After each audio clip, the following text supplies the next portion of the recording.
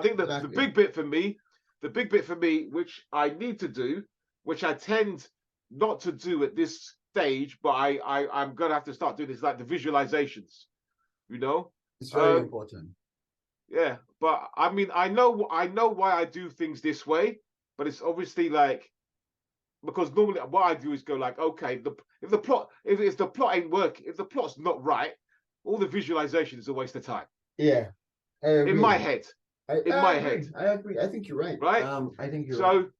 So you know, because I've done that before. It's like, okay, you do all these visualizations and you go like, oh, it's going to visualize, but the story's rubbish. So then you have to go back and go like, this bit of visualization, which was really nice, cut that out, move that around, all of that around. So, but yeah, there is some. I hear what you're saying. I'm taking it all on board. There is a bit. I hear what you're saying about. Well, I hear what you're saying about Anne and the Charlie aspect. If I remove his internals, right? Yeah. If I remove a lot of his internals, I think that by me just doing that, he toughens up anyway. I agree. Purely by me I absolutely agree. All you got to do is remove his internals. If you need internals, because that's what I do. I do the exact opposite of what you do. I write the story, and then when on my second rerun of it, or unless it's something that occurs to me while I'm doing something else, I get an idea for his internals.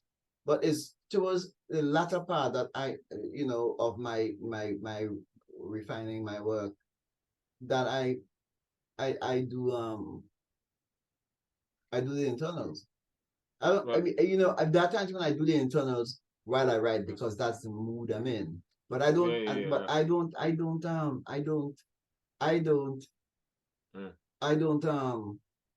go out to give you too many internals. Even though, and even though I have more reasons than you do for writing internals because I'm writing in the first person.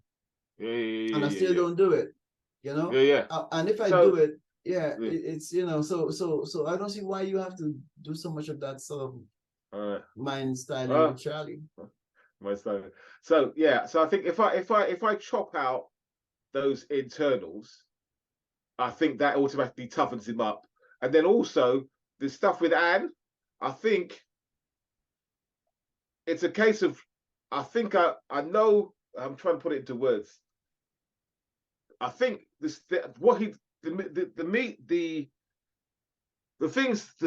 scenes with Anne still are still keeping them in. The function of what they do is still there, but I think what I need to do is it's not an internal thing, but I think there's some things he's got to say explicitly, which a case of like instead of being, oh, yippee, there's a chance of me being back with Anne, it's more a case of like, all right, I'm cool. Let's just see what happens. Yeah, or I mean, he can still go over, but as I said, the scenes are still there, but I think. Well, obviously, I'll show it. I'll write it's and then you'll see what it's hard to put it into words right now, but it's a case of like it's a dynamic.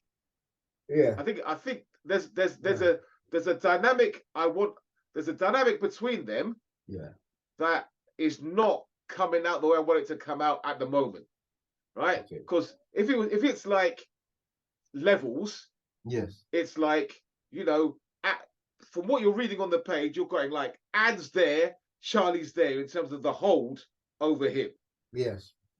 On the page. But that's not what I'm trying to do. I'm trying to put it, it's like, it's more of a case of like, it's there and they know there's something there, but it never really works out. And then ultimately it's just like go in separate ways. Right? But at the moment on the page, it's looking like that. So that's what I know. I've got some things in my head about how to do that in terms of like what I have Charlie saying and visualizations aspects. But but it's just a case I'll have to put it on the page and be slow about it. Yes. But then go ahead. I'm listening. Go ahead. I'm listening. But then I'll probably when I do send it to you, I'll probably like in the comments on the side, I'll put actually, this is what I'm trying to do. Have I executed it? Yes. Sufficiently. Yeah. And it will actually make it easier for me